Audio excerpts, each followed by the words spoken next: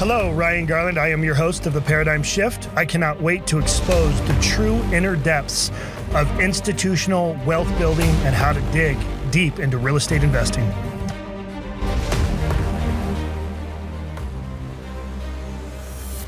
Hey guys, Ryan Garland here, founder and chairman of Paradyme. Thank you for watching, and I am excited to introduce Sean and Eric, my Trico civil engineers. And these are the guys that most people don't ever get a chance to see who's really behind the scenes, because these are guys that are doing all the horizontal improvements and all the design, because without them, we can't get this job done. They're very unappreciated, and most people don't understand exactly what it is they do. So we're just gonna have some fun today and introduce them to my network and really just show you guys, again, the caliber who's aligned with Paradyme and the Barn Caves. But guys, thanks for joining us. Thank you. 8 o'clock at night. Pleasure. On the day I text you and say, hey, can you get out here? Let's do a podcast. How cool is that? Hey, honey, I got to go. I wasn't going to say anything. Yeah. When you're like, hey, honey, I got to go. I'm like, is he really going to call his wife and ask I me? told him we had to get permission by the bosses. Yeah. So let me call the wife and make sure she's okay. I'll have Sean do it. And he's like, I text him back and I'm like, I wasn't going to say anything. Yep. Definitely got to get permission. I love it. It's true. So, really, guys, I just want to kind of share with the network a little bit about your background, make it real quick, very simple, just how long you've been in the business, where you came from, how you got out here, where you guys are and running your business. I like to think you guys pretty much dominate the space here. Obviously, you're working on my Pine Street project in San Antonio, which is big. We brought in our other architect, which you guys know, obviously. And then, obviously, the Memphis project as well, including all the projects we're going to do moving forward with Paradyme. So I when I first met you guys, I was just, I felt you guys were like brothers right out the gate, and that's hard for me to find, because I need people that are very professional and know what the hell they're doing. And when I first met you guys, and Jamie obviously was like, you got to meet my boys, you got to hang out with guys. But I thought that was really, really cool. And you guys are just not the standard civil engineers. You guys are actually down to earth. It's like what they say, every once in a while you see a cool attorney and you're like, wait, this guy's actually cool and he's an attorney? Yeah, holy shit, I didn't think that exists. So real quick, just share your backgrounds and how you guys got to where you are today and a little bit about Trico. My name is Eric. With Trico, we've had this business for a little over 5 years. We had started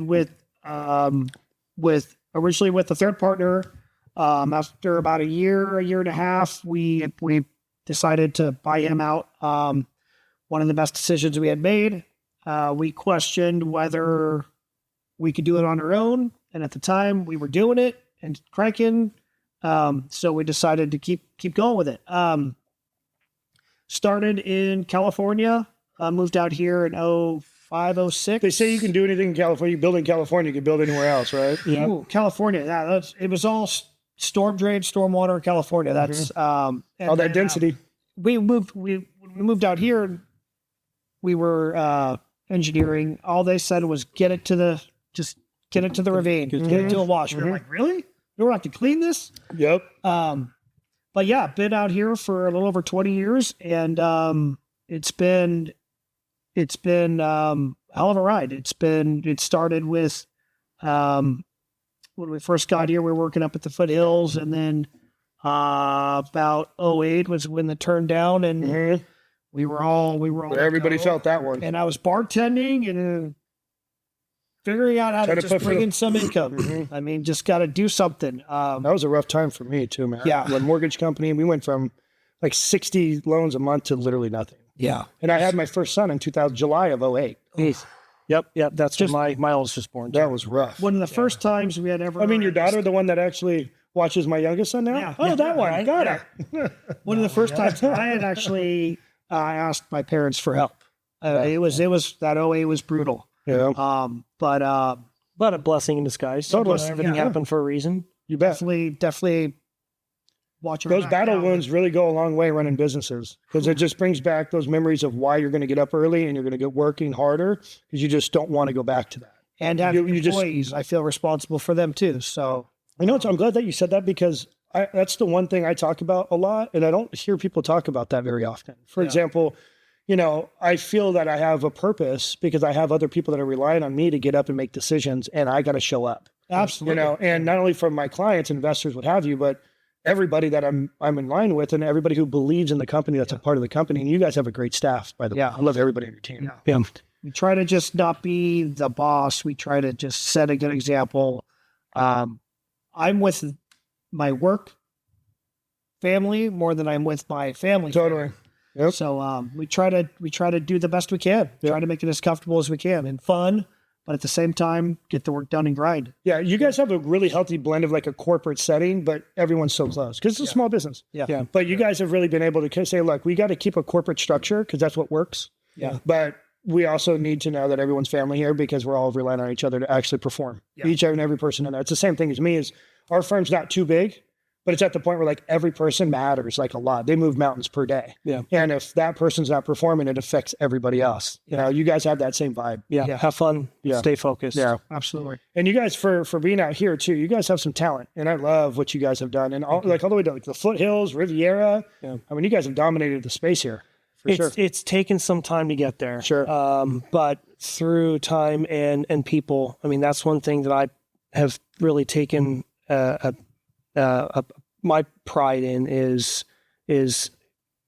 getting to know the relationships, keeping those relationships, and For it's the last 20 years, we still I value that because we're still working with colleagues that we worked with 20 years ago out of California, in Phoenix. We still work with those same people today. I don't think people, let's talk to the younger generation for a quick second, which is funny because we were just talking about that before we got on here. I don't think people really understand the fruit behind building those relationships and really the sacrifice it takes to keep those relationships in place. Cool. Because it's really the guys like me that are relying on you guys in so much, from the beginning. Because literally the buck stops right there with you guys, let's be honest. Because if you guys are unable to get certain things set up, then the vision and the dreams and the money, it won't work. And the younger generation, I think, is so quick to get in and out of relationships or to say, hey, if I'm not getting what I want from an employer, they're not willing to put in the real hard skin in the game to really build the rapport, the reputation, understand the language. we're seeing that. Yeah. And we all have that. And that's been a movement, and, everyone talks about it, but my ratio is 20-1. So for example, if I have a department head, I want to bring people in to run that department, I will literally have 20 people come and go before I find one that sticks. Yeah. That's a horrible number. Yeah. But that's the reality. That's the reality. Yeah. But there's multiple things that have to align. They need to, like, for you guys as business owners, I know we're kind of we're geeking out here, and this is really the whole point to it, but those business owners, you want people to come in and be just as passionate about your business as you are. Is that reality? No. But you want people to act as if and take pride in what they're doing and be proud of what they're doing. Yep. And what I've realized when I moved out of California and I moved to Nashville, I loved the culture in Nashville because a lot of my employees, they cared about honoring their family. They cared about building their resume. You're Where seeing that a lot more in Nashville? I get a lot more of that in Nashville. So I tell everybody, go east if you're looking for employees, and go east if you're looking for capital too. It's kind of in the same line. Yeah. But when you look at the data, is for example in Nashville, it's a 6% higher income there from employers paying employees than anywhere else in the country. So you see that a lot on top of, I think it's like 60% of anyone who graduates college with some sort of degree stays in Tennessee for work. Even more than California. Huh? More than California. Yeah. I think the culture in California, people just kind of want to go and travel. It's changing. It's changing. So I think, like, for me, I just want to give you guys a huge shout out because the culture that you guys have created in your company, that is very attractive. And what that translates is consistency, transparency, and delivery. But you guys are always there. You've taken on my stuff personally. Yeah. And I really appreciate that. And, with Jamie was a huge, introducer, if you will. She was. And I've known Jamie for 15 years, and I've known Jamie so well that if she's going to speak highly of somebody, that she means it. Yeah. Well, and I vice loved versa. She was like, hey, I've got this guy named Ryan coming in. I was like, great. All we need is more work. We're slammed, right? But we're always open to opportunity, but we're being more selective with the people now. Yeah. We don't just want to take on any job. Yeah. She was like, wait till you meet this guy. I'm like, okay. So obviously the opportunity arose, and I wouldn't change it for the world. And and when I think about taking on or meeting new clients, like Sean said, we're a little bit selective now just because we're so busy. You can so be. much You earned out it. there. yeah. But with your jobs, I feel lucky to be selected to have the opportunity to work with you guys. Yeah, thank you, man. for sure. It means a lot. And meeting your team, Josh, meeting him out there in Texas, it's a great opportunity for us. I mean, it's for one thing, I've never been to Texas, so that was quite an experience. Bad time of year too that you ship. But it's you guys got a good team. Yeah. That's why I can relate. Yeah. And that means a lot to me because I think we're on some cool stuff. Yeah. But I think what you'll see is that we understand enough of the game to know that things are not going to go as planned.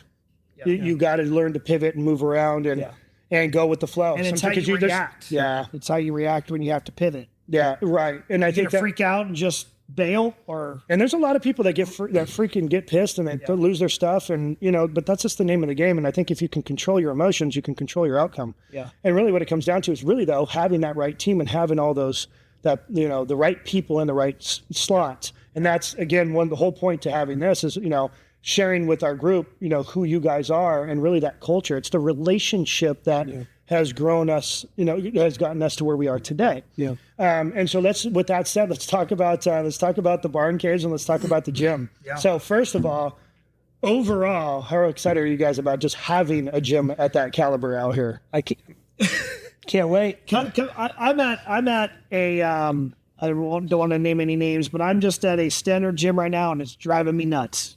Dude, I travel all the time, and I'm like, I go to the gyms out here, and I'm like, this was for such a cool place to be. Yeah, the gyms are just not quite there yet, and they'll get there. And personally, I'm working out at home, which I'm super excited to do because it's all my own time. But I need a little bit more edge. Mm-hmm. I need a little bit of push. I need a little bit. I need people to get out of the way and stop checking themselves on the mirror. I need to get down to business. Yeah, for sure. Yeah. So then that's kind of the culture of what we're trying to create at the gym. Is more of like a real kind of, if you want to go power lift, you can go into power lift, which is a culture in itself. You want to go, get your abs done, go over the abs over there. Girls can go do, their booty building over in the corner. Yeah. And they don't have to worry about guys staring at them all the time. Yeah. Like we're really trying to build a very high, more quality polished product, more of like a Scottsdale spa. Yeah. But like still got this kind of dark vibe. Like we're going all in, you got 200-pound dumbbells. You want to get serious, you can still go in there and get all Arsenal product. We're getting like the best of the best stuff. We want to do some. I'm thinking about hanging. I know. I'm thinking about hanging the Lambo in the center out there. How cool would that be? The Rolls Royce won't make it. Talk about motivation when you're looking up with that. I hope that thing doesn't hit me.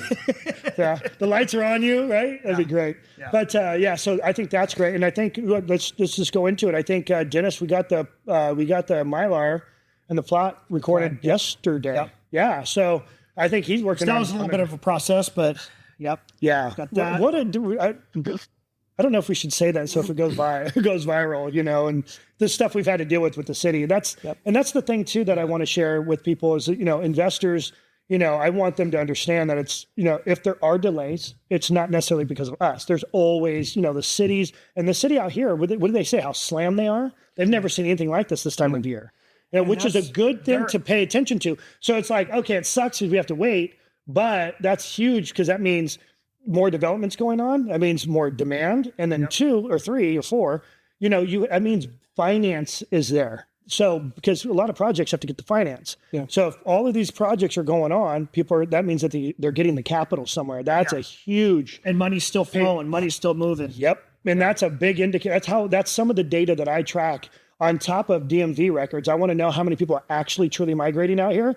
The way to tell is when people actually go and change their address and get their DMV. That tells you they're the real. I can tell just by driving out here every day. This place is getting busier. On the way, or it's getting packed. Yeah. It's getting busier, which is good for guys. But it's the right packed. We want to get the right people here. But So with the gym, I think what we're trying to do is do an at-risk grading plan, start moving some dirt. Yep. It sounds like it did move up. So it was like kind of Rob's not happy, that's for sure, with everything that happened with the city the other day. But I'm looking at it as actually, it's probably saved us some time on the rezone, right? So I think we're good there. Now we just have to get it out of the floodplain. Yep. Right?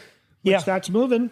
Yeah, we're moving on that. And part of this, like we mentioned, is relationships. Some of the city staff, you just have to sit down with. I take pride in my relationships with the public works department and the engineering staff that I can reach out to them at any point, at least take care of the engineering side of things while the architects are taking care of the planning and zoning. Mm-hmm. So it really takes staff, personnel parts. to really to know who you're talking to get things moving along efficiently. Yeah. And to have that trust. I know that Mike Wolf, we're getting his We have a trust. great working He's seen a lot of our projects come through. So, he's mentioned a few times, either our company or he's talked to Sean a few times, and we're getting that trust factor. There's a respect that we both have for each other. Well, he had just come on when I was delivering phase 1 here. Yep. And I was in the middle of me offloading my other contractor. You probably heard about that. Yeah. And so I was taking over control of everything. So I went in and met with Mike Wolf. And Mike's from Marietta. We just totally hit it off. And we talked probably 4 minutes business, 20 minutes personal stuff. Yeah. And he's like, I never get a chance to meet the owners. This is so great. Like, tell me about your vision. I said, look, I plan on being here for a long time. If I have a good relationship with you, I'll keep building. Yeah. Because that's what they want to see here. They're very forward thinking, but they want to keep the culture of Havasu. They want to keep that brand of Havasu, tight, family oriented, that type of stuff. Yep. Yeah. Yep. So, all right. So let's talk about, we got the lots down to, was it 97 or 98 lots now? 97 now. 97 on paper. We're hoping for 98. See if we can squeeze a 99. Spreading them out a little bit. Yeah. Yeah. And so I think that, which is fine, but we're even talking about, I think we have it set. Are we able to squeeze in that dog park? There will be some room for, in the retention, Something you small. can use that for anything you want. Yeah, Dog right. parks are perfect for those kind of areas. We That's know kinda that what I'm when thinking. it rains, there's going to be full of water, but 90% of the year, it's going to be empty. Right. Most of the time when it's raining, most people probably won't be there. No. You know, A 100-year event, you're not going to be taking your dog out to the dog. You're not going to walk outside.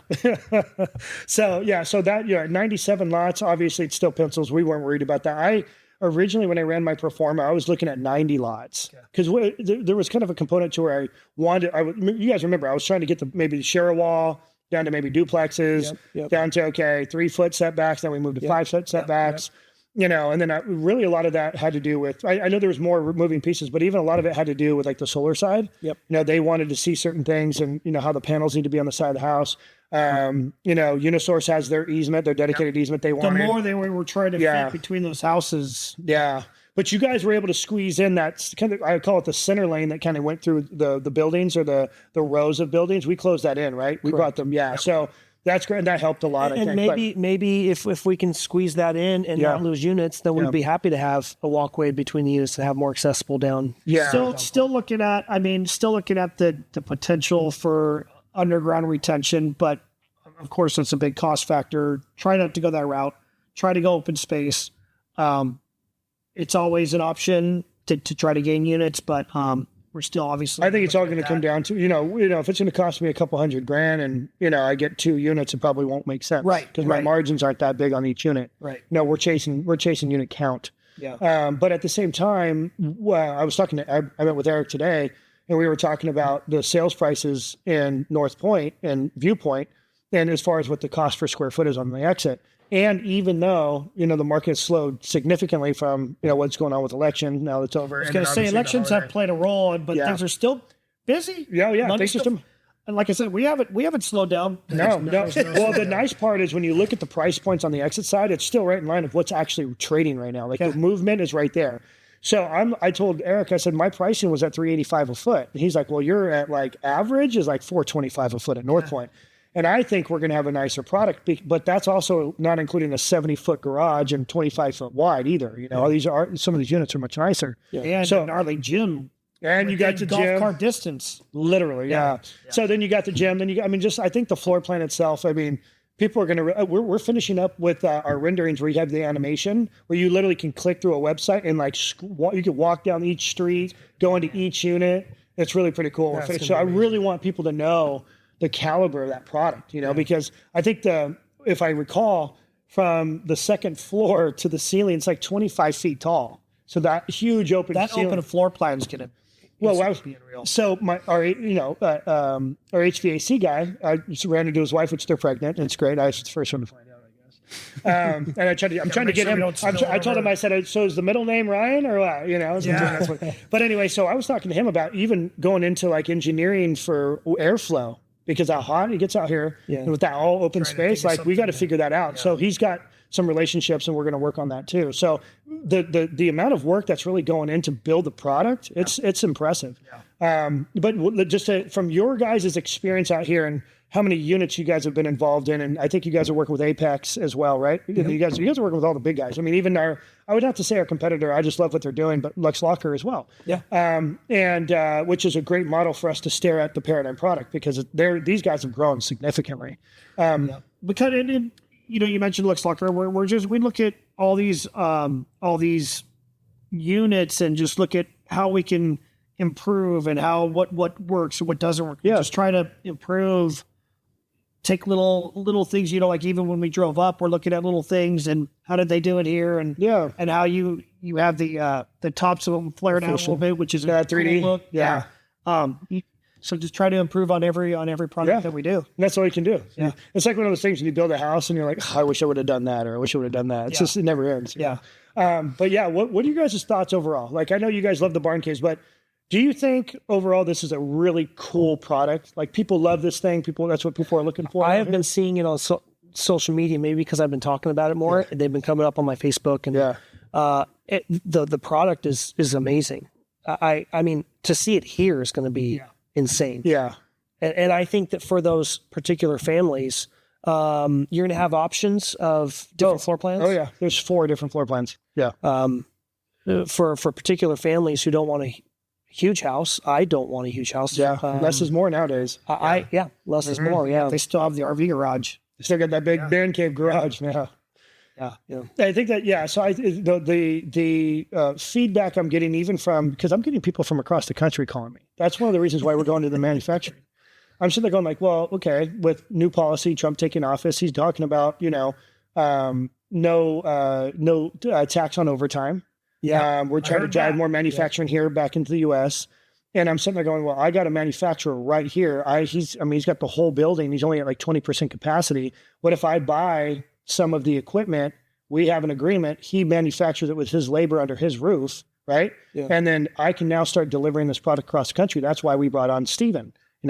Steven, was the guy who remodeled the Pentagon after 9/11. I mean, he has his model's a private equity roll up. He's out there buying other architectural and engineering firms. He's smart.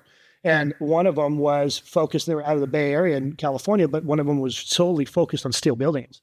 So he's been with his caliber. He's built houses off the side of hills with steel. I mean, you can imagine this guy has done some crazy stuff. Yeah.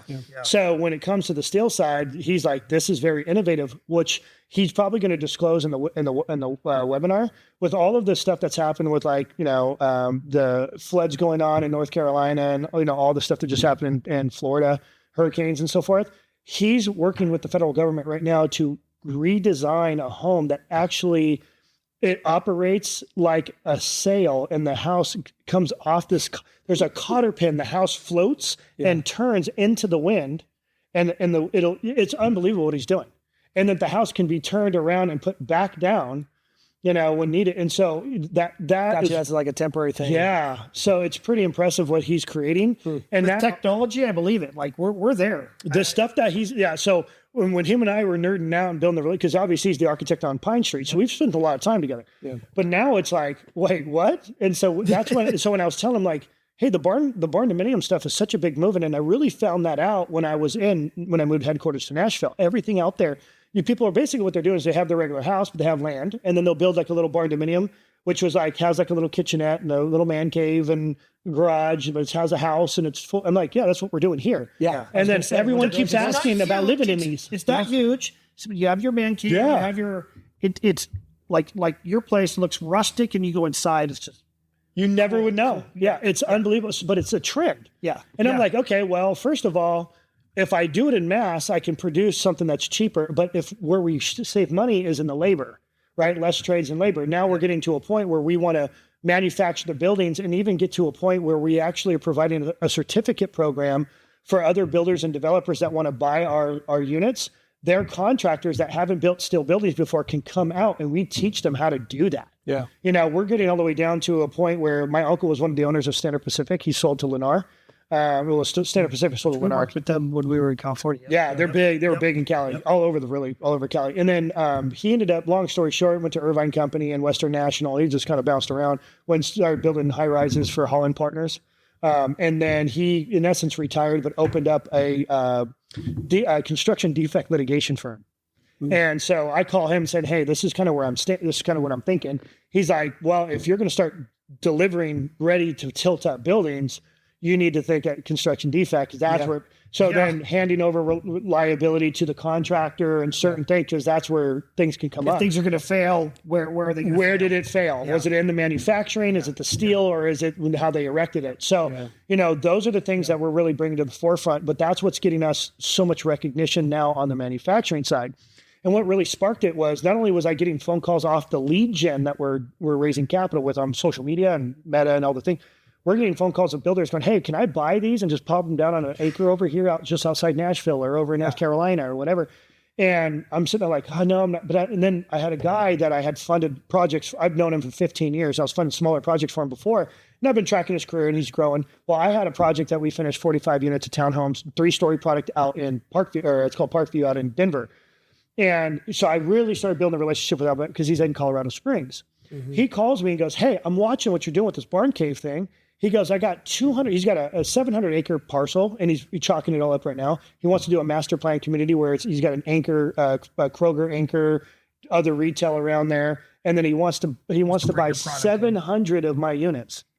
And I'm like, 700 so selling units before I can't even, I can't keep up. And I'm like, wait, hold on. You got to stay ahead of the curve, which it sounds like you are. You were the first one that came up to me and ever mentioned the word barn cave. No man cave. That's yesterday. Barn cave is the way to go. It's funny. Everyone's like, you're turning into Elon Musk with these ideas. I'm like, I'm not quite there, but I'm not in space by any means. But we'll just stay in our own little corner. No, you're innovative. That's what you got to be. Yeah, and what it came down to is it's a barn dominium pitch roof design. And if you wanted to eliminate that, because let's say we had height restrictions, you just do a flat roof and bring it down. But now it just looks modern. Yeah, right. But it's just that pitch. That makes it look.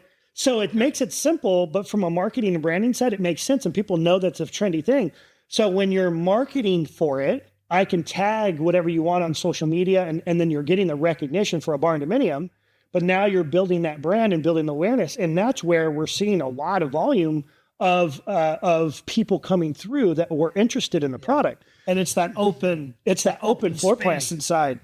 I love that the master entry, suite, and I love the entry from the front and from the back. Oh yeah, that's okay. So my pitch is, all right, guys, think of a double wide RV garage drive through man cave with an elevator that goes up to your all 3 floors. Your loft, and you have a loft up top. Yeah, and your master suite's the 3rd floor where nobody's ever going to see, and then you got your private balcony out the back. You have your own private balcony. Done. My wife would be stoked. Well, dude, it's crazy because I got to a point where investors, same thing that we're here. People are like, hey, I want to buy a unit when you're done, and that type of like my own investors.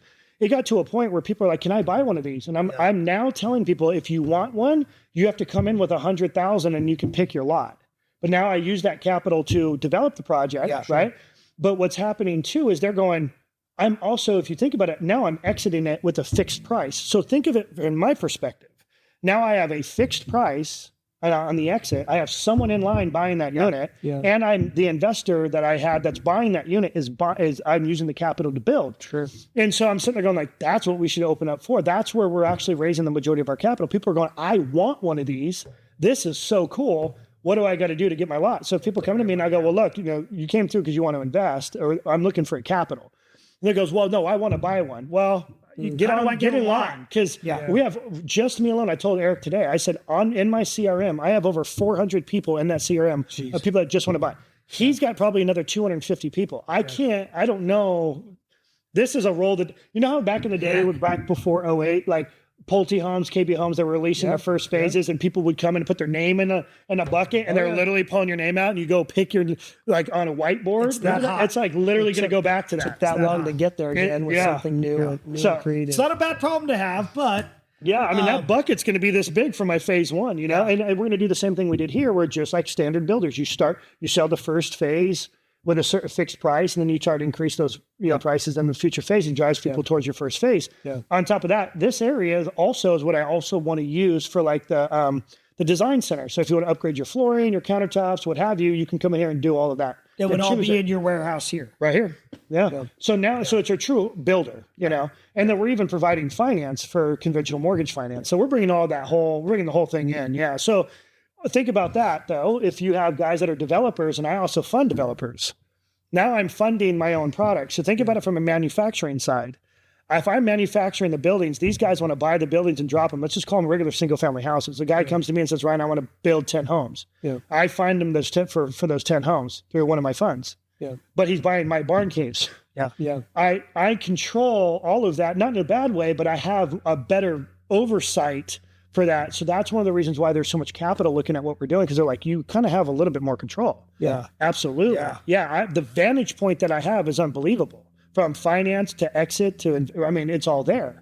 So that's one of the reasons why it's picking up speed from an investment or capital movement, but it does make sense from the trendy barn dominium design, but something that nobody's really witnessed unless you go to like a New York vibe, or you go to like, like a downtown Boise, or like an old place where you walk in and it's like you never would know. And you walk in, it's like, this is so cool. I didn't know this, all this open way. They're going to be blown away. We do have the man cave vibe going on in this town and in this county.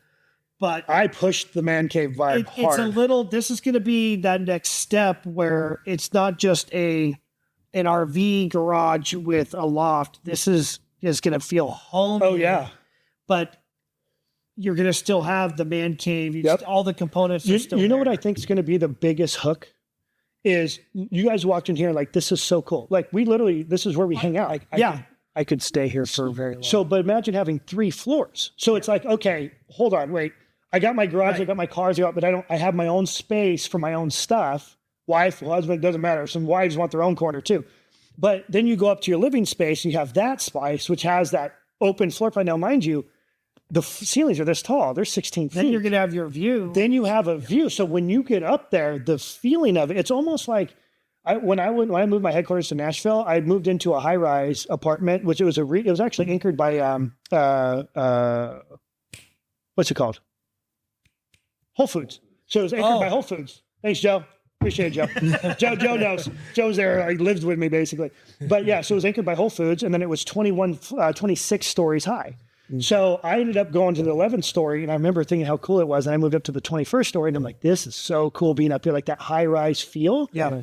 It's going to views, just people can just. You're not, again, like Just the take third it in. floor. Yeah. So you don't have that out here. Yeah. So you get up to that second floor, and it's definitely higher than any other second floor with a balcony. So you're just going to feel like you're up higher. Yeah. And then when you're driving through, because of how tall they are, they just look big. And the benefit to this property is because it's got naturally sloping terrain here in the desert, views. We're going to have views from every phase, basically. Yeah. Certain houses, certain units will have phasing. And there's not much below you. There's a couple trailer parks. There's not much below you to where the views are going to be. And even if someone built a 3-story product there, I don't think we'll have a problem. That's still, that elevation's quite low. Yeah. So I think even we've had people go, how the heck did he get that property? It was like the largest, I think, lot left in the city that could be really buildable. Yeah. But you're also dealing with that FEMA, so that's one reason a lot of people don't want to do it. Yeah. It comes with its struggles. It's patience. Yeah. That's what I tell people. Patience. Yeah. Patience. So it's always about strike price and being patient and making sure you have the right movement.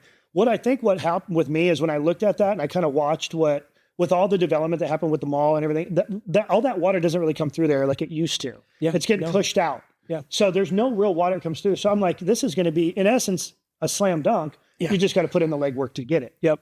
So upstream was all configured 10 years ago. back in the day, that would have been this thing saw a lot of flow, but at this point, now with that, you got a whole mall, 720,000 square feet of, I don't even know with all that blacktop what that would be. I mean, it's got to be 1 million square feet or more. I mean, way more maybe. but they've controlled it. Yeah, they have controlled it. Yeah. And then, you have that runoff that goes into the last 6 acres. And so we don't have a lot of movement there. Yeah. I think what we're concerned about is when the water does come through the channel, it actually kind of bows up into the site a little bit, right? A little bit. It does. That was the only concern, right? It does. So, but that's we can maneuver around that. It Gotta make it happen. got a little breakout. We're gonna fix it. We'll control it. And that's where the talent and the not only track record, but being able to all the stuff that you guys have done. It's those forward thinking. Hey, look, remember we did it for this project. We can do that here. Yeah. But you guys are so entrenched to what's going on here and all the relationships, like you said, that you've already built. This is helping. So many types of projects. Yeah. starting with single family homes all the way to we've done we do the water line projects. We were working on some of the box culverts, so like there on Swanson. Yep. It's pretty funny when we designed that box culvert, and then literally when it was done in our first, I'd say, 75-year First major rain good event. flow, we went out there. We were like, we got to go check it out. It's like a waterfall coming out there, and we actually have a picture of him going like this, and then lightning hit. Lightning. Oh, was it in the picture? No, man. but we got a picture of him right there. It was classic. Next thing, we're all running back like, but there's so much that we've done in this town. It's it's been a blessing. I love working in our own backyard. No, totally. Yeah, it's your own sandbox. Yeah, Literally. yeah. But yeah, I think overall the way that the land kind of flows, we were out there. He just flew a drone from where the pool's going to be all the way to the water. Okay. For the river. Yeah. And I'm like, this is like river. You're going to have a view from here. Yeah. The river's not far. It's right there. It's right there. I'm like, fly the drone over there, go get a shot, go over the Riviera and come back. Yeah. And he did. And that'll kind of give you an idea of like the views that you're going to get from there. And when you're up in the gym, so what I'm going to do is I'm going to move all of the cardio equipment. It's going to be kind of split down the middle where you can either go look outside and face the river, or you can face the gym itself. And so we'll have a kind of a blend between each product out there. Now, let me ask you this, and then we're kind of going off subject, but I want to ask you this. I don't want to have too much cardio machines there. I want to be probably 50% of what you see at Planet Fitness.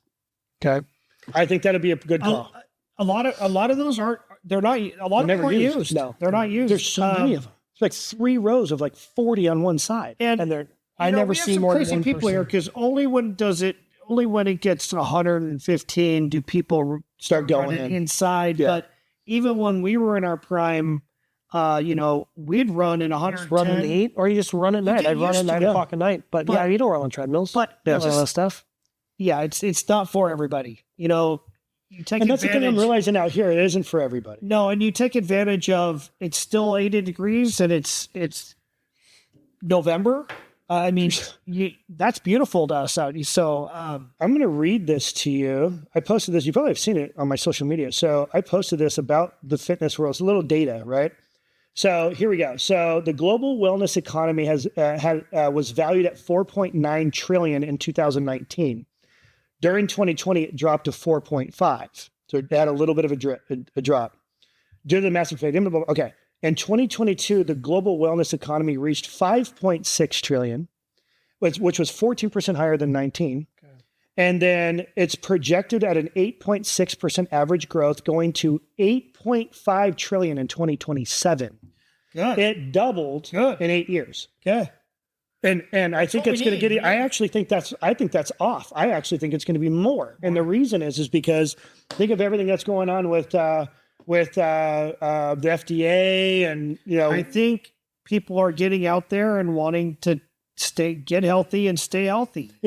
going back to like the scary. old school of eat well, Yeah. work out, not take pills. Yeah. People are really starting to worry about big pharma. And rightfully so. I think people are learning through the last couple of years about big pharma, and they're having to do their own homework and get healthy on their own. Yeah. And regular physicians, family physicians, they're pushing back a little bit, and they're saying, hey, no, we can do this through diet. There's Finally. the information that's coming out through dieting and healthy eating. And then you have the lifestyle here, which is very relaxed. If you decide to live that life, I think this is this can be a mecca. It's always one of those things where you're like, okay, what's the biggest problem out here? Healthcare. Let's be honest. Yeah. If we can bring in more healthcare, we're doing good. In fact, I called Dennis, our contractor, and he's got a lot that he's got listed over there on Swanson, right there behind 10 Day Doors. Alberts is there. And I saw him and Eric have that. They have that line. they have the listing, yeah. So I was sitting there like, why don't we bring in like medical office or medical campuses there? And they had another offering or another project like that on the other side of ASU. Yes. But something happened and they didn't bring that in. And I told Dennis, I said, we'll find out, because I would love to build medical campus. I have some relationships with people out of doctors out of Vegas and specialists out of Vegas that I think would do really well. And they already have said they wanted to. We need that because it's unfortunate that when somebody gets hurt or sick, you got to haul. we we're out. go out of town. Yeah. And that's unfortunate. Yeah. And when you're sick, driving 2.5 hours, at least minimum, is not fun. Yeah. Yeah. So It kills me to say, don't go to the hospital in my hometown. yeah. Well, and that's the point. But here's the thing. I think as it becomes more of a problem, the more it'll be focused on. Yeah. And it's the sophistication of players now coming in here. I say humbly, the guys like me are the ones that are going to make it happen. Yeah. You have guys like us that come in and go, hey, look, I feel a gap, and we have a unique ability to build and raise capital. We can get it funded, but we'll also fill it, because we want to make money. Yeah. How do we make money? Bring in doctors and bring in the tenants. Yeah. So in competition where they'll have to up their game. Oh yeah, to stay in business, and it's not that hard in data. Okay, well let's look at the income levels. Let's look at kind of who's got what PPOs and HMOs, and and it's not that difficult. But if you can get that data, and then you go, it's like before you build a big retail center, before you even build it, let's say you lock it up, you go and go get all your tenants and sign a contract. Say, if I design this, will you pay this payment? You'll do it. Yeah, absolutely. Okay. That's that triple net investments people love, because it takes the risk down significantly. You said on the other side of ASU, it was going to go right on something that was going to go up there. That was it's a nice flat lot too. We actually knew people that were going to go. Now I know what you're talking about. We were actually going to talking to people who were going to put something near the hospital and make them compete and make them improve and lower their prices and up their game. Yeah, but that unfortunately never happened. But I think that it will. And I think I'm hearing through the grapevine, don't hold me to it, annexing more land into the city, and kind of the corridor right here, all that stuff is going to fill. This is the area. It's going to fill next. It will fill. So if you have that big of box stores over here, and you have this much open land, and you can't there's no more lots any way, shape, or form of the size that's needed for that type of stuff. Yeah. It's all going to go north. We're talking hundreds of acres. There's a lot of lots. Apex just got 900 and some lots approved over here. Did you hear about that? No. Apex got 964 lots approved apparently over here somewhere. Is that? It's on. I think it's on that side. Is that?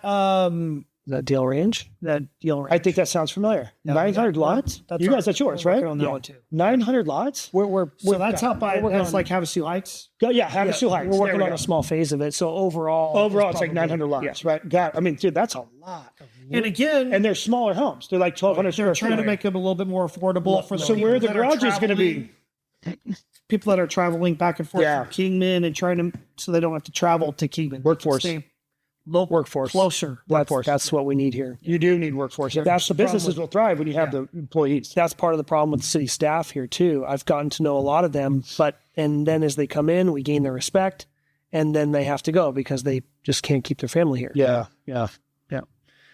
So I really appreciate you guys coming in. I think this is a great introduction for the team and the group and the network. I really wanted them to see kind of the nature of your guys' caliber, what you guys are doing, how much you guys are involved here in the city. You guys are touching it all, literally. Yeah.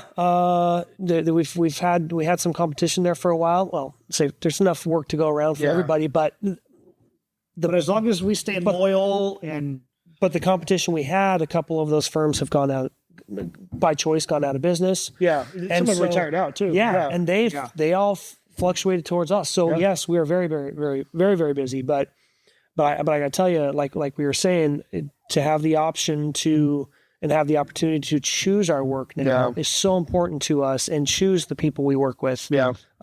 We had some opportunities. I want to mention this earlier. We had some opportunities to make some business decisions to work with sole proprietorship with certain people, and we've had a couple of opportunities. We said no. Yeah. We value our relationships with our clients way too much. Because it would change. We've worked so hard to get there, and that's where the fun is. You kind of control your destiny too. I left a group that I was with for 5 years.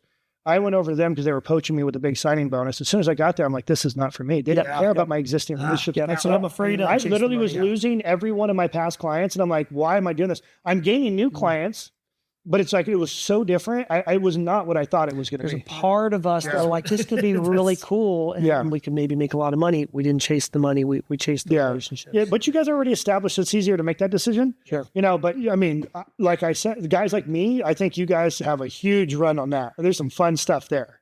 You know, and we're Ozarks. You know, we're looking at Lake Travis. Yep. We're looking We definitely at have to Old visit Hickory. that site at some dude. point.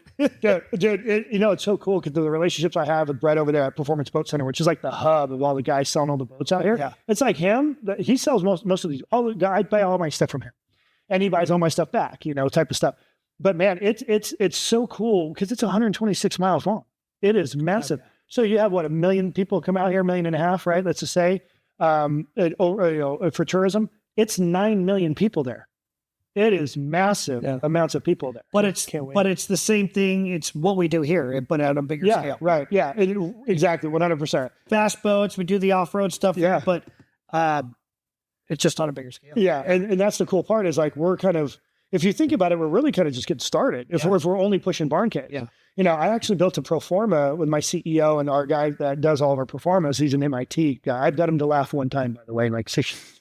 He's just a different dude. Yeah. And the best part is that I ended up looking at our pro forma and we're going to go, okay, well, we're going to do 10 Paradyme storage in the next 10 years, just like this. Yeah. But we want to do like 10 to 15 locations with a gym and the barn caves. Yeah. That's what the plan is. So we're actually going to have picture. Yeah. So it's going to be that whole concept. I mean, the whole thing. It's just different size lots, you know, maybe some, you know, different unit counts based on what we buy, right? Yeah. Sure. But it's going to be the same concept, the gym and those units identical. So we got to set a good example here. We got this is like the beacon of like, this is it. That's why my heart is so into it. You know, I told my wife, I'm like, you know, I love you, right? She's like, I don't think you love me anymore. I'm like, no, I really do love you. I promise. And my mind's over here, you know, but I know I talk about barn caves more than you, but you are my barn cave. So thank you guys for coming, man. I really appreciate it. Thanks for all the kind words and thanks for all the loyalty too, because I know you've been kicking butt for me, man. So I appreciate it. No, thank you for the opportunity. Yeah. We value it. Yeah, man, it's been great, dude. I appreciate it. Really enjoy it. I know we're going to have uphill battles in some things and headwinds. It's all about sticking together and making it happen, man. Period. Yeah. So cool. Right on. Thank you guys for watching and listening, and hopefully you guys will enjoy the next one.